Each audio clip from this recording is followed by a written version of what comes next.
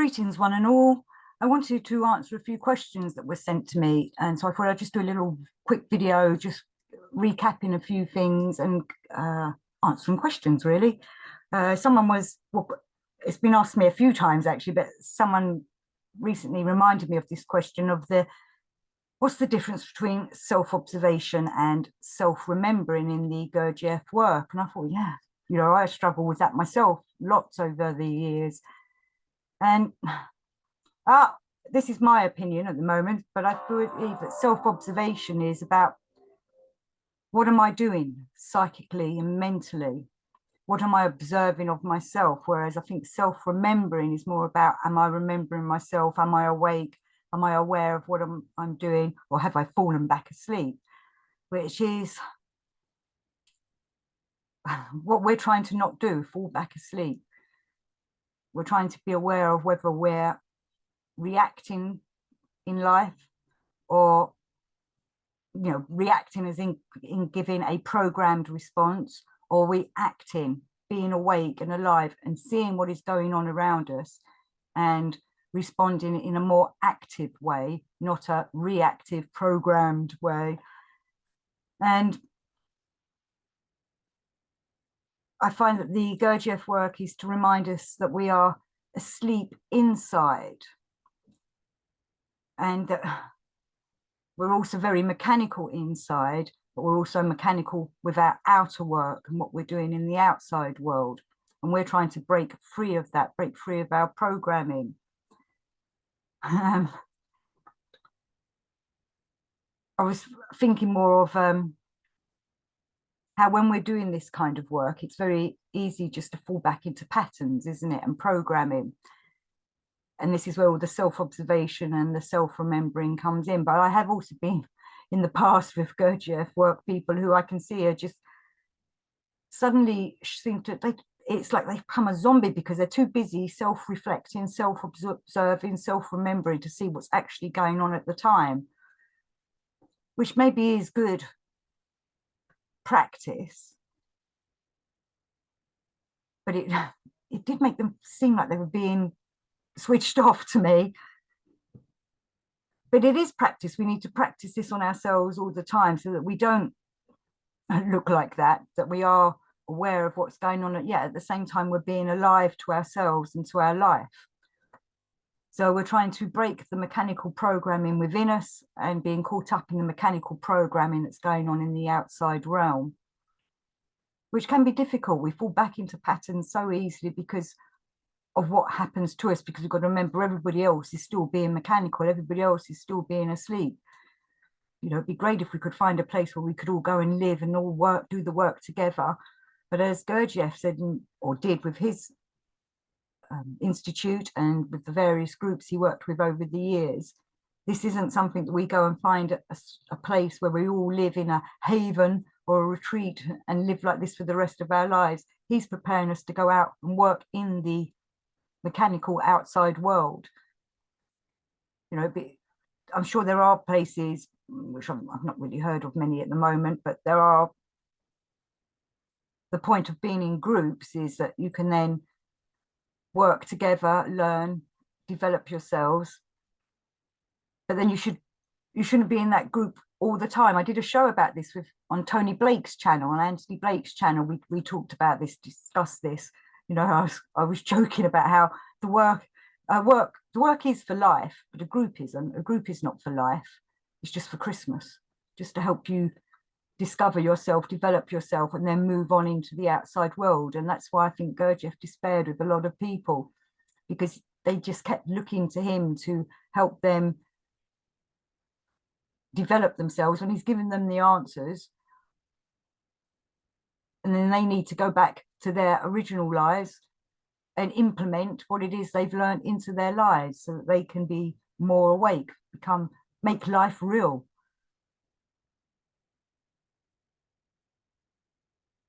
It is difficult. I know also because Gurdjieff goes on about find a school, and Ouspensky talks about, he was waiting for them masters to come to him and take him off to the school.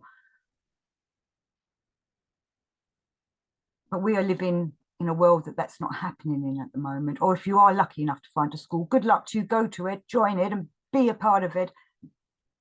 Learn, even the school that Gurdjieff went to, he didn't stay there forever, the Salmon Brotherhood. He stayed there until he had the knowledge and the wisdom that he needed made, and then came back out into the real world. It wasn't the real, into this world, to pass that on and to live in this world. His work is all about helping us to navigate our ways through this lunatic asylum. And one of the other things of having to remember is that we're getting involved in worldly matters in our everyday lives, and we get so caught up in them that we forget to look up to the divine, look up to our higher selves, look up to the hierarchy of angels and such like, to help us develop. We keep getting caught up in the material world, which keeps us down, dense in this realm, which does happen. We all have families, lives, work, and such like, that is part of this realm. But we must remember to look up. I had one of the other questions that was sent to me was, you talk about prayer a lot. Well, prayer is very important if it's done properly and consciously, because it helps us to connect with the divine, and them answers will come to us in some way. It's different for everyone. Again, it's our own path, and I know people are looking for ways that other people have done it. I get a lot of questions asking me about how did I get developed, or how did I get into this work? How did I start developing myself? But my path is how I did it, and I can tell people about it, but it doesn't mean you would follow exactly the same path. You would be doing your path, blaze your path of glory, be the star you are supposed to be. We're all individuals. And the Gurdjieff work, I'm going to take an example of, I used to know a lot of people that worked in the magical way. So they would want to copy the spells that other people had done. Well, I think that should be all quite unique. And this Gurdjieff work is kind of a magical path in a way, but it's esoteric. We're not going and creating spells and getting what we want, but instead we're doing a spell upon ourselves, of teaching, waking ourselves up. It's a waking up spell. But it will be different for everyone, because everyone's experience and everyone's motivation and everyone's way of discovering how they find the answers will be unique to themselves. I always find it interesting to hear how people got to the Gurdjieff work, but not many people seem able to explain to me what they did with that path and how it helped them develop. Few can. There are some that do, who can explain it to me, which is fine. Everyone, and I find they all do it their way, which is what I suppose I'm encouraging with you. I can't tell you how you do A, B, and C will create D, because your A, B, and C will take you in a different way to how my A, B, and C was. I might be rambling a bit here anyway.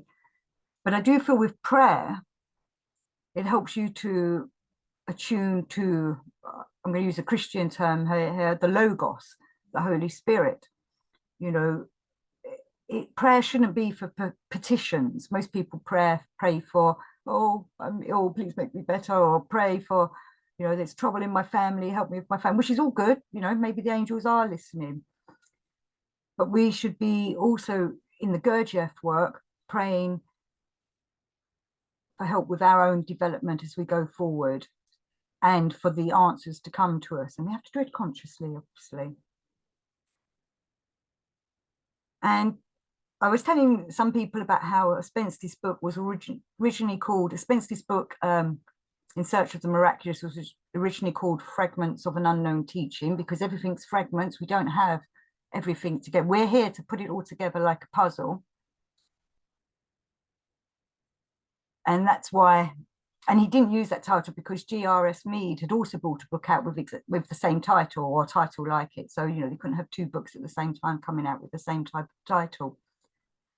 But it's fragments because the ancient wisdom has been separated out over the centuries. The mystery schools, I believe, were able to keep it all together, but maybe they've been it's been dissipated in some ways. It's come out into the material world, should we say, ready, you know, definitely in the last 100 years or more. It's not mystery schools anymore. It's being presented to those with ears to hear. It's not a cult anymore because it's out there. It's not hidden. The occult means the hidden. And this work is out there for those that are willing to discover it. And I just wanted to remind people that Ouspensky's book, The Fourth Way, the original title for that was actually The Way Out, which I think is a very interesting title, but obviously his publishers changed it to The Fourth Way.